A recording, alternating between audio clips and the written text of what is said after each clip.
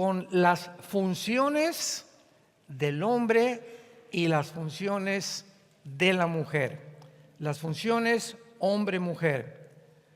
Porque uno de los más grandes problemas de los matrimonios que hemos por lo menos visto a través de muchísimos años de tener seminarios y dar consultoría a los matrimonios es que el hombre no entiende que las funciones de la mujer son completamente diferentes a nosotros.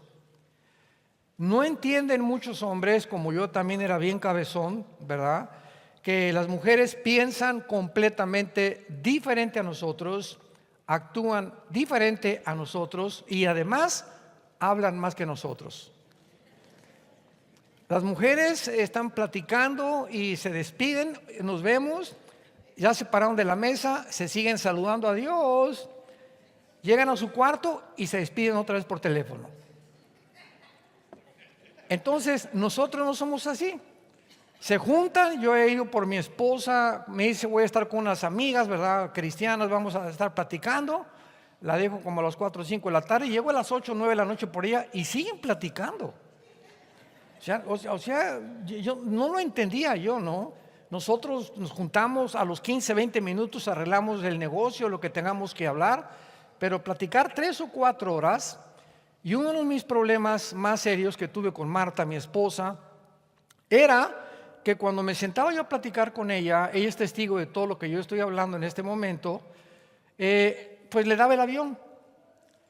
Oye, sí, amén, amén, gloria a Dios, a mi amor. Y ella se daba cuenta porque las mujeres son más psicológicas que nosotros cuando nosotros les estamos poniendo atención o les damos el avión. Y a la mujer lo peor que le puede hacer a tu esposa es darle el avión. Porque a las mujeres les interesa que nos interesemos en lo que nos están diciendo. Y nosotros tenemos la cabeza por aquí, por allá, y eso a mi esposa le molestaba muchísimo. Y tardé mucho tiempo, ¿verdad?, en entender que tengo que sentarme con ella, platicar con ella, oír lo que me está diciendo, ponerle atención si quiero mantener mi compañerismo con mi esposa, la madre de mis hijos, abuela de nuestros nietos. Entonces, todas estas circunstancias son muy importantes. Muchas veces mi esposa me ponía cortinas en mi oficina atrás. Yo llegaba a los 3, 4 días, me decía mi esposa, se paraba enfrente con cara así de ¿por qué? ¿Qué te pasa? Ni siquiera me da las gracias, me decía. ¿De qué? Te puse cortinas nuevas. Le decía, ¿cuáles? Yo tenía 3 o 4 días y no me he dado cuenta que nos había puesto cortinas, porque los hombres somos diferentes y las mujeres son extremadamente detallistas. Y una maceta, yo vengo a los desayunos muchas veces en las mesas ponen floreros. Me dice, ¿te gustó el florero que hubo en el desayuno? ¿Cuál? Le digo. No nos fijamos en esas cosas. Y para poder entendernos el uno al otro, tenemos que entender precisamente que Dios nos hizo diferentes. Y mientras no entendamos estas diferencias, vamos a tener problemas de comunicación y problemas que pueden convertirse más adelante en problemas que pueden crecer. Porque tenemos que entender claramente, ¿verdad?, que la mujer fue hecha diferente a nosotros, es más débil, es un vaso frágil, es la reina de la casa, y la debemos de tratar con fragilidad para que nuestras oraciones, 1 de Pedro 3:18, no tengan estorbo. Si Dios ve que tú no tratas a tu esposa con la delicadeza, con la consideración, con la empatía que ella debe y merecen tener, Dios no nos escucha. A este grado, una mala relación que tengamos con nuestra compañera, no le pidas nada a Dios. Nuestras oraciones van a rebotar. ¿Y por qué me fue mal el trabajo? ¿Y por qué me fue mal aquí? Hay una raíz siempre que produce hiel y amargura. Y es tu relación con tu esposa. Dios considera tan importante nuestra relación que no puede un hombre caminar así y la esposa así. O caminamos juntos o no caminamos. Hermano, es que yo soy más santo, ¿verdad? Y ella todavía está, pues vas a tener que esperarla a que te alcance o a que tú puedas tener la paciencia, porque no hay nada como que yo me adelanto y ella se queda, o tú te adelantas y su esposo te queda. No funciona así el matrimonio. Tenemos los dos, es como un triángulo que caminamos, ella está aquí, yo estoy aquí, Dios es en la punta. Mientras más caminamos los dos cerca de Dios, más nos encontramos el uno con el otro.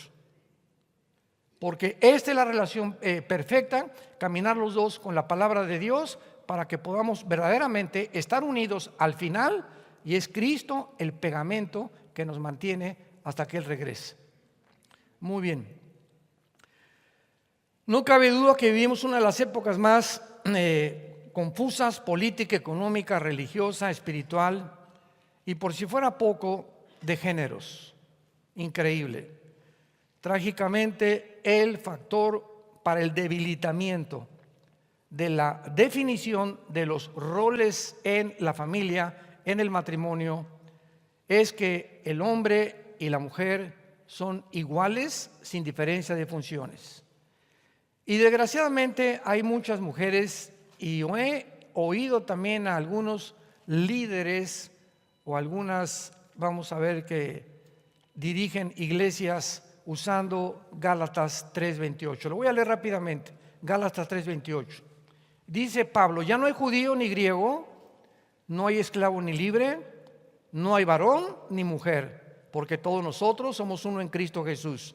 Entonces usan este versículo para decir que no hay diferencia entre el hombre y la mujer.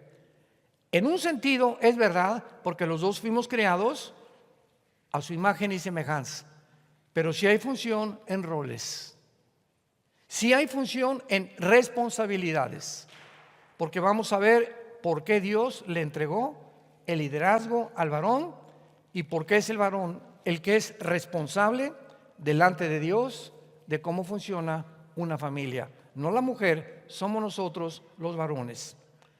Vemos nosotros aquí en Génesis capítulo 2, versículo 7, las tres áreas principales que Dios trata con Adán antes que Adán viniera al mundo. Dios trata con Adán en el huerto sin que la mujer haya nacido, haya sido traída a él. Y en estas tres responsabilidades nos muestra Dios que desde el principio Él iba a tratar con el varón como responsable, como cabeza de su familia y no la mujer. Dios iba a establecer un patriarcado y no un matriarcado. Los grandes psicólogos del mundo, tanto cristianos como no cristianos, están de acuerdo en que casi el 60% del homosexualismo proviene de mujeres que gobiernan su casa, donde los varoncitos, los hijos varones, son criados bajo la mamá, bajo las faldas de la mamá y no bajo el papá. El hombre necesita un modelo y tiene que ser el papá. El papá tiene que ser el héroe del hijo. El papá tiene que ser el guía. Los hijos tienen que ver al papá como sus dirigentes. Yo quiero ser como mi papá, no como mi mamá. Entonces, qué importante son las responsabilidades que Dios nos da, porque tienen consecuencias tarde o temprano a la larga. Jehová Dios, Génesis 2:7, formó al hombre del polvo de la tierra, sopló en su nariz aliento de vida y fue el hombre un ser viviente.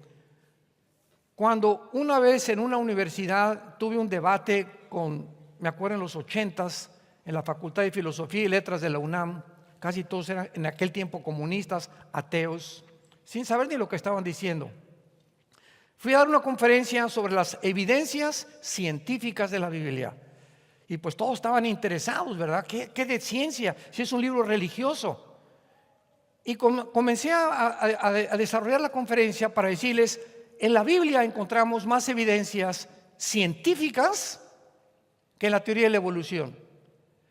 Y desgraciadamente, ¿verdad? Pues hay maestros de todo tipo. Se acercó el vicedirector de la escuela de la filosofía en aquel tiempo y me quiso ridiculizar enfrente de todos los estudiantes. Eran como 90, 100 estudiantes más o menos en esa facultad. Y me dice: ¿ustedes de esos cristianitos que creen que venimos de una pareja? Y le contesté: ¿y ustedes de esos que creen que venimos de chita? Y me dice: ¿de qué está usted hablando? Le dije: usted me está diciendo que por un accidente apareció un chango, por otro accidente apareció una changa con órganos reproductores femeninos, y por un tercer accidente apareció un changuito. Somos dos accidentes en medio de un accidente. Cuando la biología, la física y la genética niegan y hacen pedazos la teoría de la evolución, científicamente, ya no con la Biblia. Y entonces comencé a desarrollar este tema y les dije: dice la Biblia, qué interesante, que Dios forma al hombre el cuerpo del polvo de la tierra. Queridos estudiantes, me dirigí a ellos: ¿sabían ustedes que la tierra tiene 19 elementos químicos?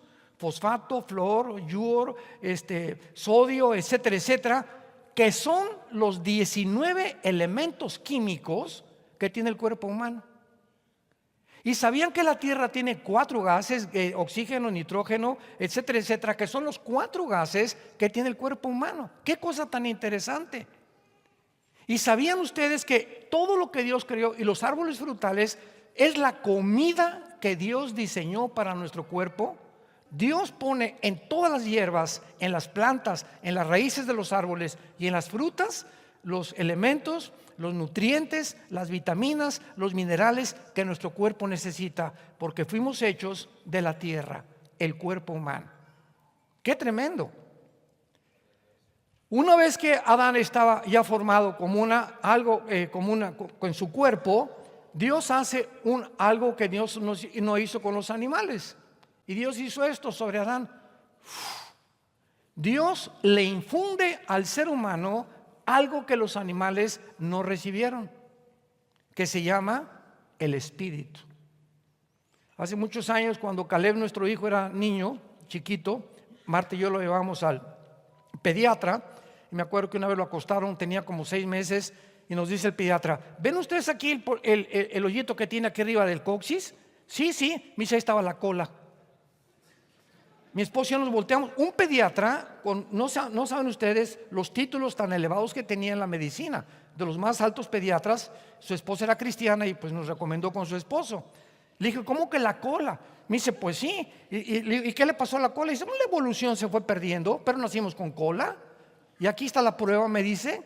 Y le dije: ¿sabes tú cuál es la diferencia entre el hombre y la mujer? El espíritu. Porque los animales no tienen conciencia de la existencia de Dios. El ser humano fue creado con la conciencia de que hay un Dios, y no hay ninguna civilización, ninguna tribu en la historia que no haya adorado a algo o a alguien. Y cuando el ser humano no conoce a Dios, agarra un palo, un tronco y forma un ídolo, o una piedra y adora un ídolo. Y el hombre, de lo que él formó, se hinca a adorar algo que hicieron sus manos.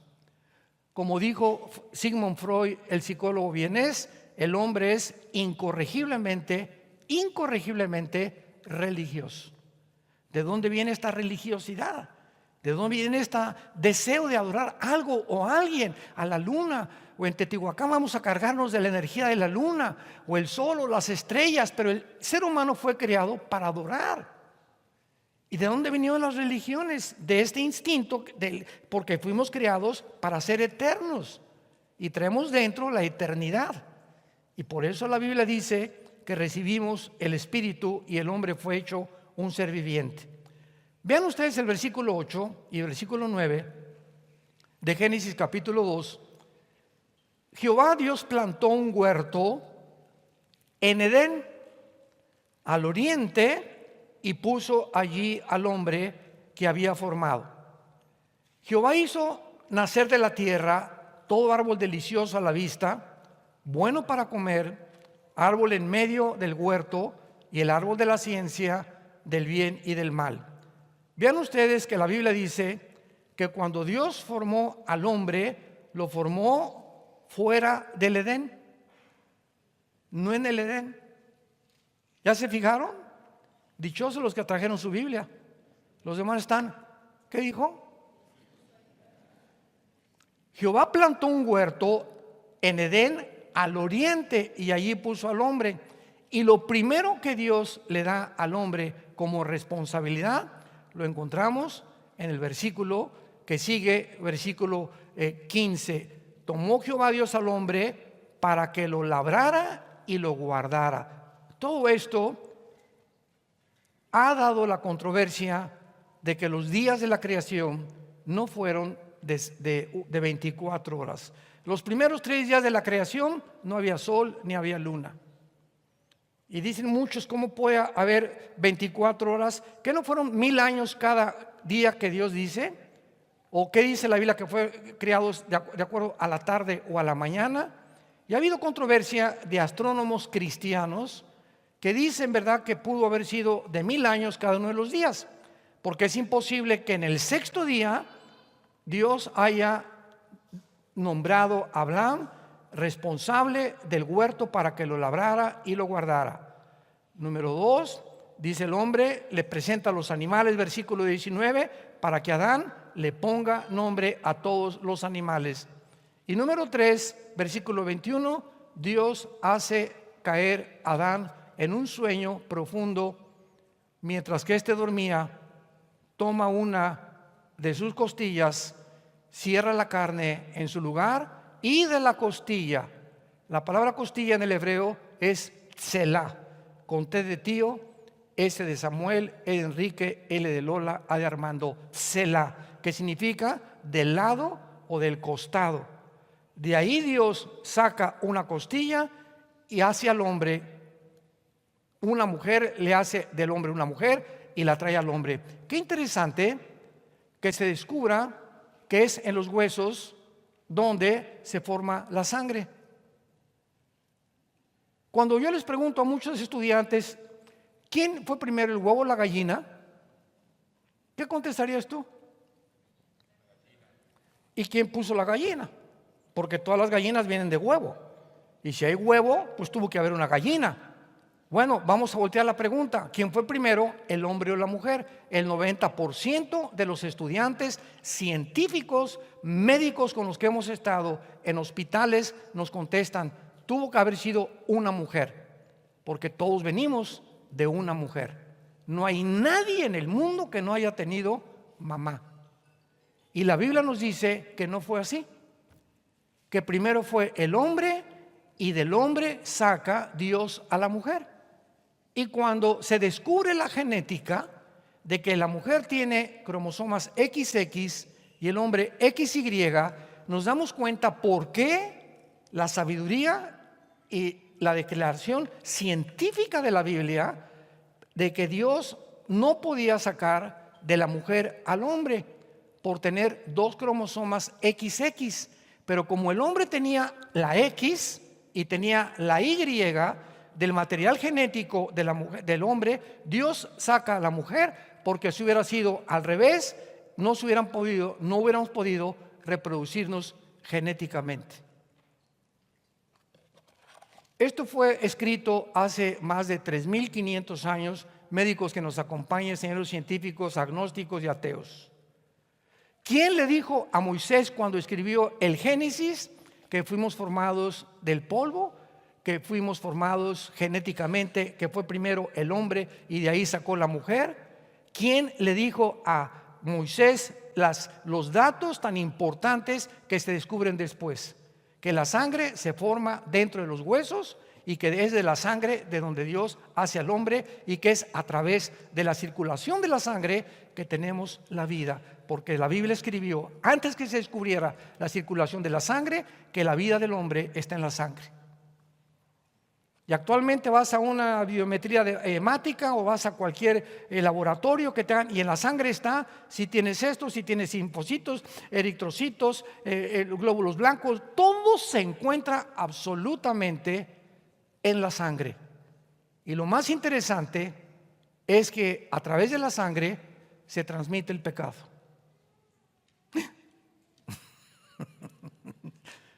Los voy a dejar en tensión cuando yo lo explique ahorita a continuación.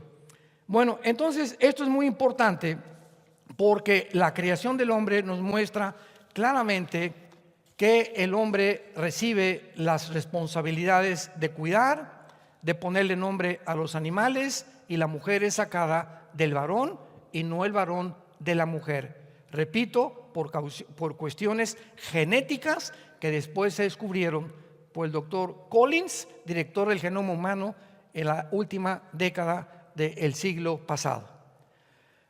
Veamos ahora que una vez que Dios saca a la mujer del varón, cuando la ve Adán, pega un grito y dice: ¡guau! Cuando estuvo delante de una changa, de una jirafa, de un rinoceronte, ¿verdad? Pues le puso nombre a todos los animales y no se encontró ayuda idónea para él. Y desde el cielo se oyó una voz que dijo: no es bueno que el hombre esté solo. De acuerdo a la perspectiva divina, Dios creó al varón socialmente y de una forma especial para que pudiéramos reconocer nuestra necesidad de tener una compañera, una amiga, un amante, una esposa, una madre de nuestros hijos, y que cuando lleguemos a los 70, 80 años nos dé masajito en los pies y nos tape con una colchita cuando tengamos frío. Pero no es bueno, de acuerdo a Dios, que el hombre esté solo. Y esto lo comprobamos a través de toda la historia, porque ahora han visto los grandes especialistas en la medicina y en la genética y en la senilidad que los hombres casados duran más tiempo que los hombres solteros. Algo demostrado médica y científicamente. Y el versículo 24, en 3 palabras se declara qué es el matrimonio. Con 3 palabras se declara qué es el matrimonio. Vean la simpleza de la Biblia, simplemente compleja, aparentemente simple. Por tanto, dejará el hombre a su padre y a su madre, se unirá a su mujer y será una sola carne. ¿Qué es el matrimonio? Mamá, bye. Papá, bye. Fido, mi perro, bye, Fido. Todos, mi familia, la que nos trajo al mundo, se queda atrás. El momento que nos casamos, nuestra familia anterior, hermanos, papá, se quedan atrás, y de ahí en adelante mi esposo y yo ante Dios somos la nueva familia. Y voy a seguir respetando y honrando a mis papás. Pero ¿sabes una cosa, mamacita? A esta muchacha que está junto a mí, que es mi esposa, la van a respetar. Y la van a tratar igual que como si fuera yo. Y ahora va a ser como si fuera su hija y como si fuera tu hija, papacito. ¿Por qué? Porque ahora somos una familia. Y nos muestra la experiencia que cuando viven terceras personas en un matrimonio, acaban casi siempre en divorcio. En otras palabras, no te lleves a tu mamá a la luna de miel. Suegros que me están escuchando en este momento, si visitamos a nuestros hijos recién casados, estemos con ellos 3 o 4 días nada más. No te quedes más de 1 o 2 semanas con ellos. No es bueno ni psicológica ni privadamente. Yo recuerdo hace muchos años les conté una historia de un hombre que dijo: no, sí es cierto, el pastor tiene razón. Yo tenía ya como 2, 3 años de casado y mis suegros vinieron a mi casa. Y me levanté un día, me dice, dio un testimonio a todos, me levanté como a la 1 de la mañana y abrí el refrigerador y del otro lado se apareció un marciano. ¿Cómo que un marciano? Sí, mi suegra llena de tubos. Me dio un susto, me dice, a la 1 de la mañana y yo estaba en chones. Entonces me di cuenta que ya no podía andar en chones en mi casa, perdí mi privacidad, perdimos nuestra sencillez, mi esposa y yo. ¿Por qué? Porque estaban ahí los suegros, no podíamos ya hacer nada, porque muchas cosas ya tenían 2 semanas y el muerto y el arrimado apestan a los 3 días, como dicen vulgarmente en México. ¿Qué sabe la Biblia? Dejará el hombre a su padre y a su madre y ya se casaron, dejemos que nuestros hijos se enfrenten el uno con el otro. Mamá me pegó, pues aguántese. Tenemos que entender el daño que les hacemos a nuestros hijos cuando nos metemos demasiado en su matrimonio. Tienen que pasar problemas, tienen que enfrentarse el uno con el otro, etcétera, etcétera. Entonces el matrimonio es dejar el pasado, la familia pasada.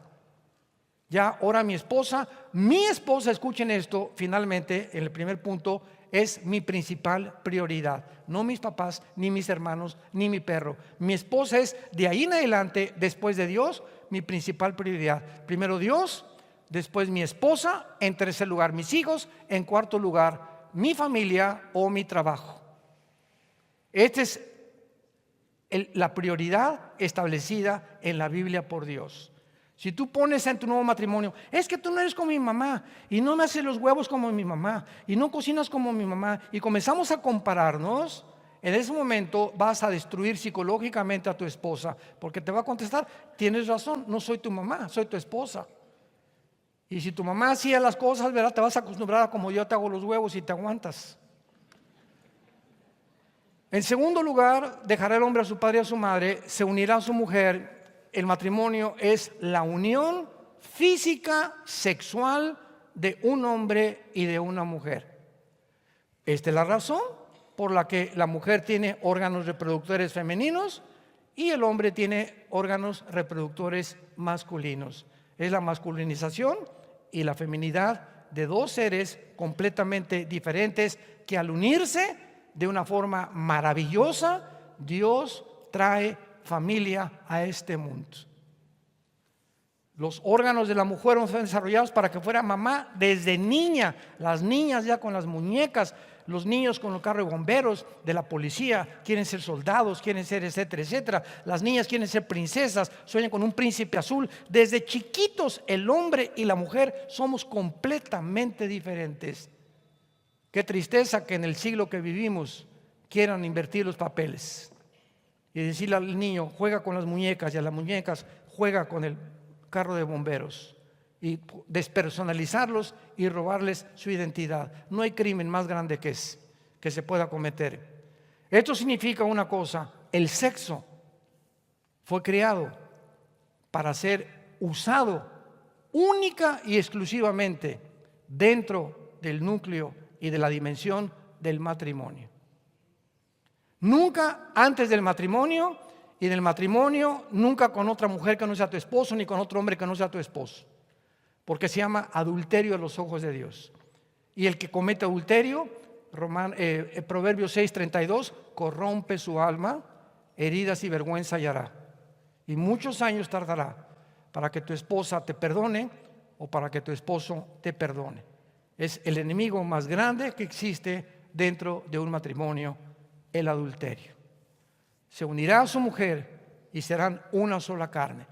Usar el sexo antes o durante el matrimonio o con otra persona que no sea mujer y que sea hombre es algo animal, es algo no natural, que viola completamente lo establecido por este libro, no por el Corán, no por el Tripitaka de Buda, no por los Vedas de los persas, no por ninguno de los libros sagrados, ni por ningún libro de los hindúes. Solo la Biblia establece las leyes del sexo y del matrimonio. Qué libro tan maravilloso es la Biblia.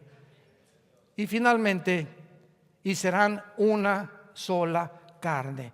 Lo que Dios juntó, no lo separe el hombre. Y estaban ambos desnudos, Adán y su mujer, y no se avergonzaban. El último retrato de la primer pareja que Dios creó en el huerto del Edén, el último retrato es ella desnuda, Adán desnudo, y no se avergonzaban.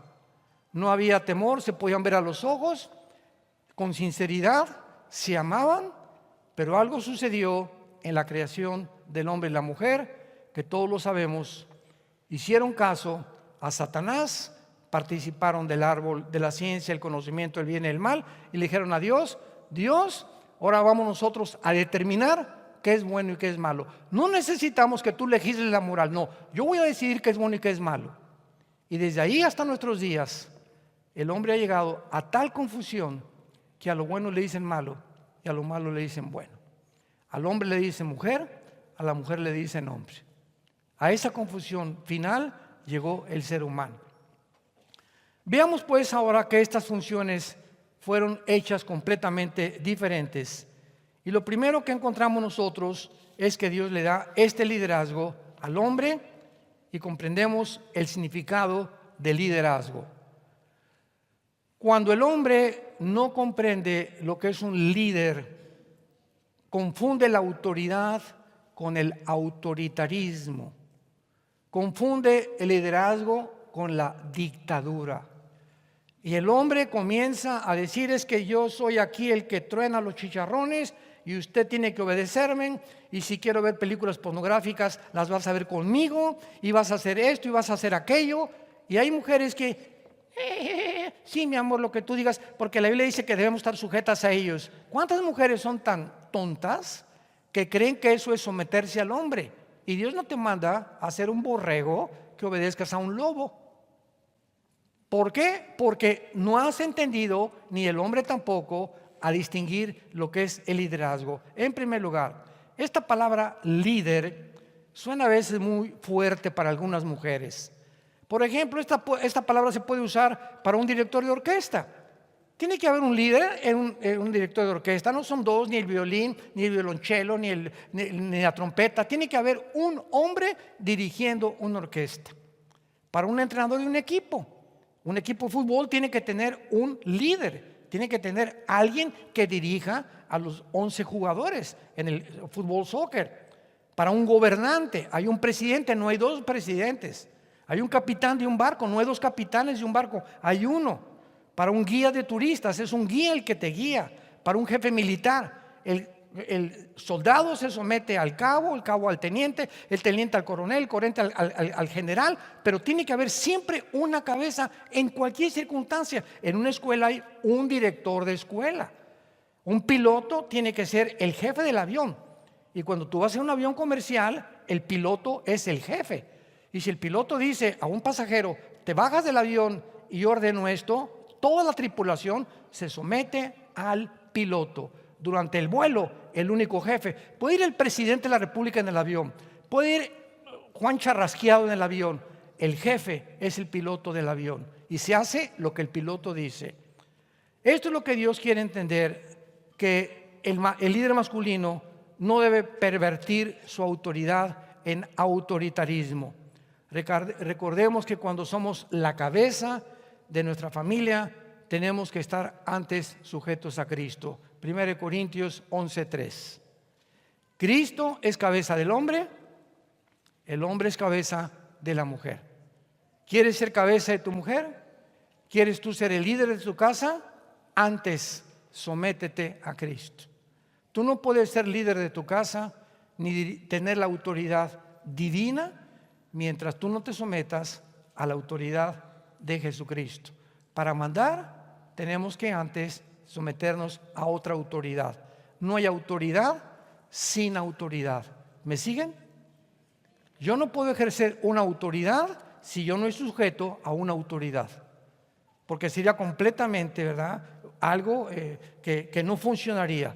Yo puedo ejercer mi autoridad simplemente porque estoy sujeto a Cristo. Y cuando ejerzo mi autoridad con mi esposa, cuando Dios ve que yo me sujeto a Él, Dios entonces honra mi autoridad y Él es el que cambia a mi esposa, no yo. Hoy en la mañana le dije a una persona: yo le doy gracias a Dios que no somos dioses. Yo no puedo cambiar a mi esposa, ni a ninguno de mis hijos, ni a mi mamá, ni a mis suegros, ni a mis primos, menos a mi perro. No podemos cambiar a nadie. Esto le corresponde a Dios. El cambiar un corazón y una persona, no somos dioses. Si yo quiero cambiar a mi esposa, te vas a someter, o la esposa, pues tienes que venir a la iglesia. El pastor dijo que vas a arder en el lago de fuego. Así menos tu esposo va a hacer caso. Si tu esposo tiene un problema, tienes que orar por él y descubrir el poder de la oración. Entonces la autoridad tiene que ser ejercida si antes hay autoridad, para que Dios te honre delante de tu esposo y delante de tus hijos. porque es la forma como funciona espiritualmente. En segundo lugar, no implica superioridad. Ningún líder es infalible, ni tampoco superior a los que dirige. Tanto el hombre como la mujer somos iguales espiritualmente porque fuimos creados a la imagen y semejanza de Dios. Y finalmente, el líder debe siempre de proteger a la mujer. Efesios 5, 28 al 29. Para que podamos nosotros entender que cuando viene una persona en la noche y quiere meterse a la casa, ¿quién sale a enfrentarse al ladrón? ¿Él o ella? Él, ¿verdad? Porque ahí está. Él es el que debe proteger, no ella a nosotros. Nosotros debemos protegerla a ella. Así fue como Dios nos diseñó y nos creó. Si voy por la calle y alguien nos insulta o insulta a mi esposa, ella no va a salir a defenderme. Yo tengo que defender al que insulte a mi esposa. ¿Por qué? Porque yo soy el responsable de proteger a mi esposa. Dice Efesios capítulo 5, versículo 28. Los maridos deben amar a sus mujeres como a sus mismos cuerpos. El que ama a su mujer, a sí mismo se ama, porque nadie aborreció jamás su propia carne, sino que la sustenta y la cuida como Cristo a la iglesia. Yo le hago un daño a mi mujer, no sé que me estoy haciendo daño a mí. Vean esta ley impresionante, inexorable espiritualmente. Yo le hago un daño a mi esposa, yo le tengo rencor a mi esposa, yo golpeo a mi esposa, yo la trato como una sirvienta y no como mi esposa, como mi amante, como la madre de mis hijos. Sin embargo, soy tan tonto que no entiendo que me estoy dañando a mí primero. Porque Dios me está viendo y las cosas no me van a salir bien y Dios de alguna manera va a tratar con mi vida para que yo entienda cuál es el orden y la prioridad de mi vida. No se engañe el hombre, lo que sembramos tenemos que recoger. El que le hace daño a su esposa, primero se daña a sí mismo. Nadie puede ensuciar el objeto que uno ama. Así que si tú realmente amas a tu esposa, la respetas, la proteges, la cuides, la diriges, oras por ella y tratas de, cuando te esté hablando, ponerle atención. Recuerden de eso también, que es muy importante. Vamos ahora con las mujeres rápidamente, porque no cabe duda que la verdadera feminidad, ¿cómo ha sido distorsionada? Impresionante. Principalmente por los medios masivos de comunicación. Cines, teatros, películas, telenovelas, revistas, etcétera, etcétera, retratan actualmente a la mujer más hombruna, más tosca, más agresiva, más violenta, más seductora, más independiente del varón. ¿Por qué? Porque es lo contrario a lo que Dios nos dejó para obedecer. Viene Satanás y destruye o trata de destruir toda la imagen y la identidad que nos dejó escrita en su palabra. Vemos nosotros a continuación algunas características positivas y negativas femeninas. Veamos las positivas. Una mujer positiva, una mujer de Dios, es animadora. Mi amor, tú puedes, échale ganas. Tú estás guapo, aunque tienes cara de iguana, pero me gustas. Compasiva, dulce, gentil, tierna, considerada, sabia, espiritual, sincera, confiable, obediente, cariñosa, graciosa, delicada, quieta, fiel y pura a los ojos de Dios. Tenemos como ejemplo en la Biblia a Sara, Noemí, Ruth, María, la madre de Jesús, Marta y María, amigas de Jesús, Loída, Eunice y la abuela y madre de Timoteo. Así que cuando nosotros estamos hablando de las cualidades positivas de la mujer tiene que entender esto. Mañana vamos a hablar de lo que el hombre necesita y las necesidades de un hombre para que las mujeres entiendan qué es lo que necesitamos nosotros. Pero tú tienes que entender qué necesita una mujer, ¿verdad? Porque una mujer negativa es una mujer pasiva, seductora, cautivadora, coqueta, vana, manipuladora, quejumbrosa, agresiva y chantajista y extorsionista también.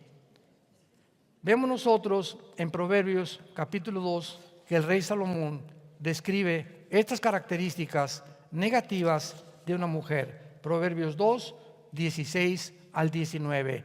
Y nos promete a los hombres: serás librado de la mujer extraña, de la ajena que halaga con sus palabras, la cual abandona al compañero de su juventud y se olvida del pacto de su Dios. Este tipo de mujer, tarde o temprano, si Dios te llamó y eres obediente, Dios te la quita, Dios se la lleva. Serás librado de esa mujer porque tú quieres servir a Dios. Y si esa mujer ve Dios que no va a cambiar y que no es la mujer que te puede realmente levantar y ayudarte, porque la mujer necia destruye con sus manos su casa, la sabia levanta su casa y levanta a su varón. Una mujer hunde o una mujer levanta a un varón. Es el poder tan grande de la feminidad. Entonces no nos preocupemos, vuelvo a repetir, Dios, si no funciona tu esposa, tarde o temprano o se la lleva o algo pasa. Si no funciona tu esposo, tú sigues sirviendo a Dios con todo tu corazón y el gavilán pollero te va a dejar. Ábrele la jaula, ¿verdad? Adiós, nos vemos. Si quieres irte, pues vete. O mujer, te quieres ir, ahí está la puerta, vete, te pongo tu maleta con mucho gusto. Adiós, ¿verdad? Pasa un año, de acuerdo a las leyes en México, te puedes divorciar al año si eres abandonado en tu hogar. Se llama abandono de hogar. Y es una de las causas únicas del adulterio, abandono o adulterio, para poder divorciarse. No hay ninguna otra causa para poder divorciarse bíblicamente. Si él se va o ella se va y pasa un año y no ha regresado, lo más seguro es que ya se fue con otro o ya se fue con otra. No te vas a quedar. ¿Y por qué, hermana, está así como monjita con la cara de la Madre Teresa? Ay, hace 5 años se fue mi esposo y lo sigo esperando. Porque las hermanitas de la caridad en la iglesia me dijeron que lo siguiera esperando porque tengo que estar sujeta a él.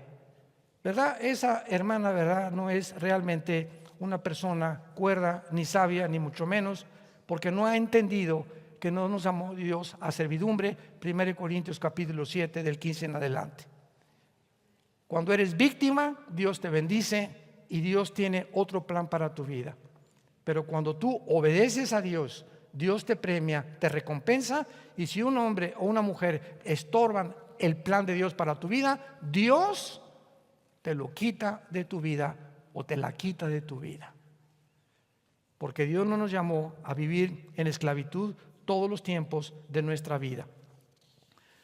Vemos nosotros también claramente que cuando una mujer es con estas características, una mujer tiene que demostrar verdaderamente su obediencia mientras el esposo no la obligue a cometer algo que viole la palabra de Dios.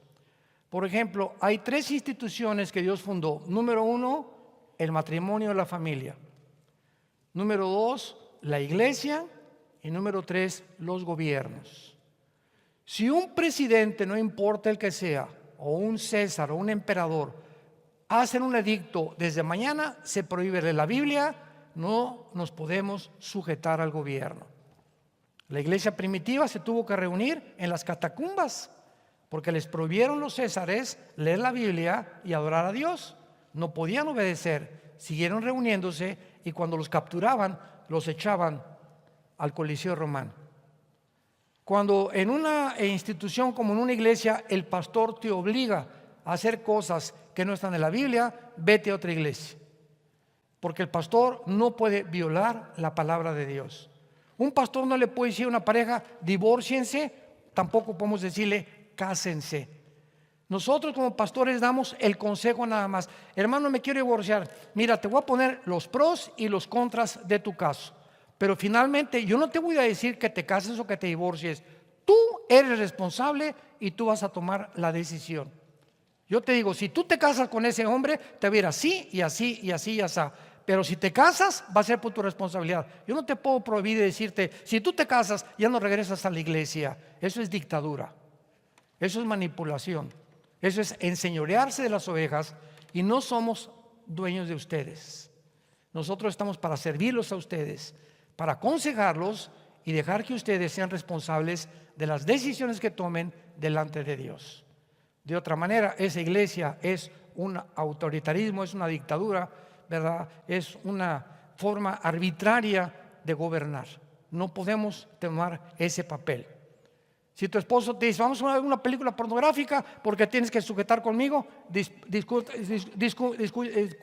discúlpame, Panchito, Dios me dice, ¿verdad?, que es pecado lo que tú estás haciendo, no me sujeto a ti. Pues si no sujetas un par de cachetadas, dame las que tú quieras, no voy a hacer lo que tú dices, porque estoy violando una ley de Dios superior a que me sujete yo a ti. ¿Me van siguiendo? Y cuando nosotros tenemos este tipo de autoritarismo, no tenemos por qué someternos. Yo recuerdo ahora cuando vino la pandemia, ¿verdad?, que las iglesias tienen que de alguna manera cerrar los clubes, etcétera, etcétera. Y nosotros en los 2 años de pandemia no nos sometimos a los dictámenes de la Organización Mundial de la Salud. Entonces, como la gente tenía miedo de ir al lugar, porque no es el templo somos nosotros, recuerden, vamos al templo, eso no es bíblico, eso es un edificio, nosotros somos el templo como personas. ¿Qué hicimos? A través de online, todos los días dábamos estudios bíblicos. La iglesia nunca se cerró porque usamos la tecnología para seguir alimentando a las ovejas. Nadie nos puede prohibir eso, jamás, ni leer la Biblia, ni tampoco dejar de reunirnos. Y si nos prohíben en un lugar, nos escondemos en algún otro lado, pero nosotros seguimos obedeciendo a Dios.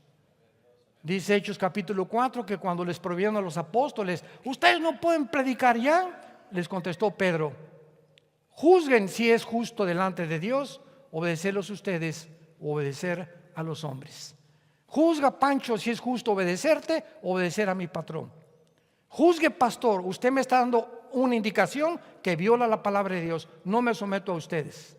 Cuando el gobierno obliga a algo así, es cuando nosotros tenemos que rebelarnos con la autoridad superior a la que debemos obediencia hasta el final de nuestra muerte.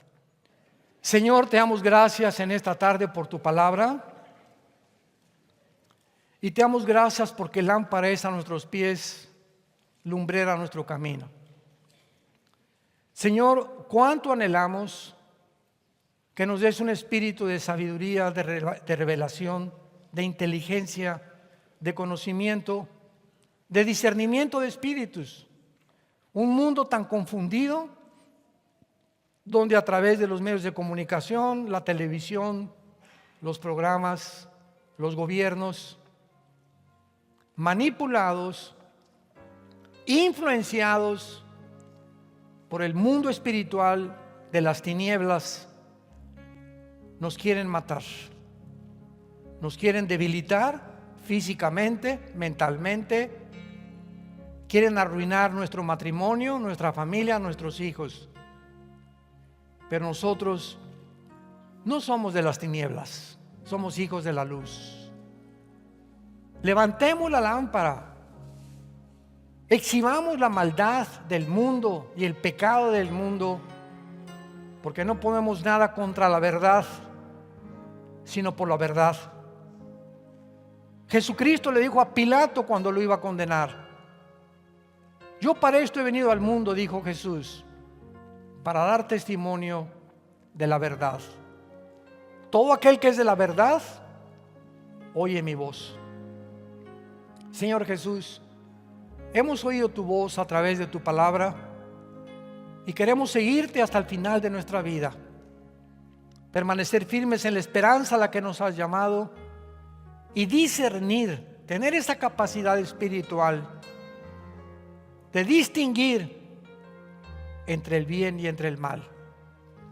No son los psicólogos, ni los sexólogos, ni los políticos, ni los psicólogos, ni psiquiatras, ni filósofos, ni politólogos los que nos dicen cómo vivir. Eres tú. En tu palabra no hay nada torcido ni perverso en ella. Ella es luz y sabiduría a los que entienden y a los que obedecen tus mandamientos. Cuán grande es tu bondad que has demostrado para los que te temen, porque nunca seremos avergonzados los que conocemos tu nombre, porque nunca nos has abandonado ni nos abandonarás. Te bendecimos, Jesús, y te damos toda la gloria por este tiempo que nos has dado alrededor de tu palabra. Amén.